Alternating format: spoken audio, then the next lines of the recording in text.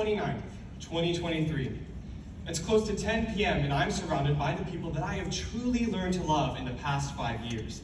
We are lying on the floor making friendship bracelets, and our favorite songs are playing like I Know the End by Phoebe Bridgers and Dreams by the Cranberries. Now, I wear one of those friendship bracelets every day, and I wear a different one on the days I need some extra motivation. The first bracelet has the name Lois on it, which is short for the name Lois Suffragetti 740.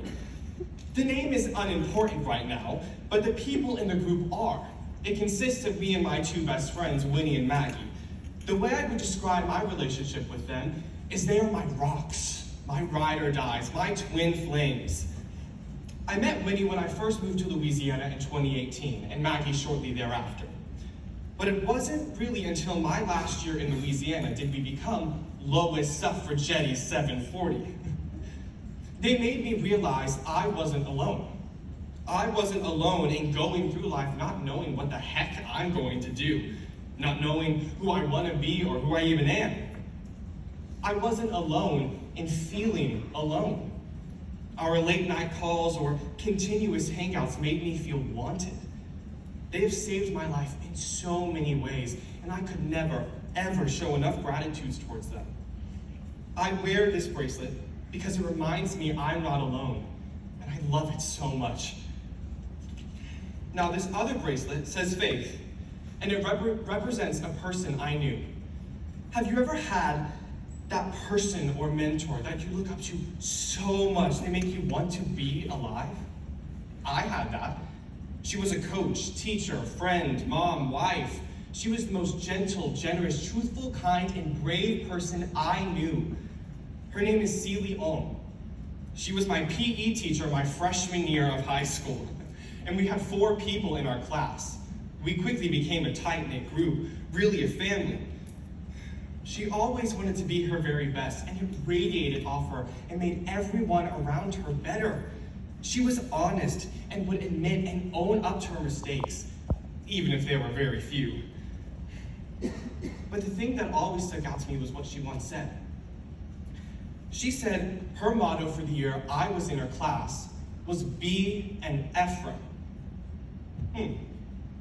Be an Ephraim.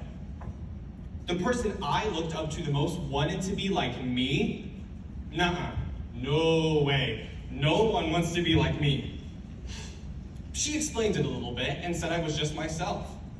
I wasn't scared, I wasn't embarrassed, especially on the dance floor.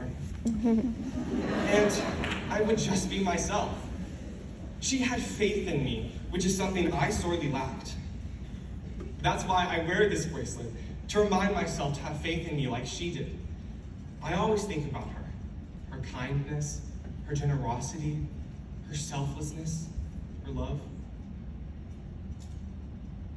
Coach Celie Ohm passed away from an aggressive form of cancer the winter of my sophomore year. She was 33, and she knew what it meant to be alive. That's why I admired her so much. It's easy to just see or hear these things or have these things happen to you, like losing someone or losing a part of yourself, and let it destroy you and everything crumble. But trying to fix things and grow, that is what is hard. You have to try above all other things. You can't go through life saying no, accepting defeat, and not living. That's too easy. That's not being alive. So try.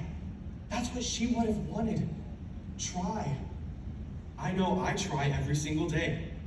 You see, I know what it's like to wake up and wish you didn't. I know what it's like to be around people you know you shouldn't be around. I know what it's like to feel trapped in your head and feel so alone. I know what it's like. And it's not okay. That's what people don't tell you. They say, it's okay, and that it'll get better. But the truth is, it doesn't have to be. Maybe it will get better, but right now, it doesn't have to be. And you shouldn't think you're the only person who feels not okay. Don't single yourself out in a crowd of people just because you think that you are alone. I know what it's like to feel that way. In 7th grade, in 7th grade, I started to develop symptoms of depression and anxiety, and along with that, reoccurring suicidal thoughts. I sometimes couldn't get up from bed or stop shaking when walking up to school. Anything and everything I did was hard. I used to think the most dangerous place for me was a room no one else was in. But on September 20th, 2022, everything changed. My guidance counselor at my past school in Louisiana gave a chapel talk about suicide prevention. While she was talking, I could barely breathe. On that day, I decided I needed help. So I told my guidance counselor first, and then I told my mom. That was truly one of the hardest things I've ever done. But it was the best decision I've ever made. Now I have found the help that I need to feel secure in who I am. Safe to say, I haven't had those thoughts in a long time. I wear these bracelets to remind me of who I am and how I have accomplished so much. All of this made me realize that I had to be that person to become who I am now. All that pain and suffering wasn't beautiful, but my survival is. I get to laugh. I get to love.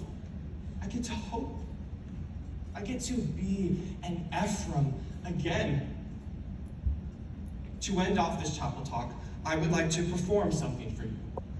The song is from Company by Stephen Sondheim and is sung by a character named Robert, a guy who's lived life alone and just watched on the side, afraid of love and commitment. But in this song, he realizes he doesn't want to be alone, and he isn't. It resonates with the part of me that felt so alone and wanted anybody but was too scared to ask. But this song and many other things helped me want to try, and I did. And now I'm here. So without further ado, this is the ending to Being Alive.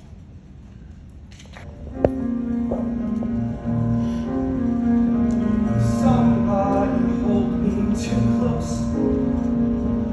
Somebody hurt me too deep. Somebody sit in my chair and ruin my sleep and make me aware of being alive. Being alive. Somebody need me too much. Somebody know me too well. Somebody pull me up short and put me through hell and give me support for being alive. Maybe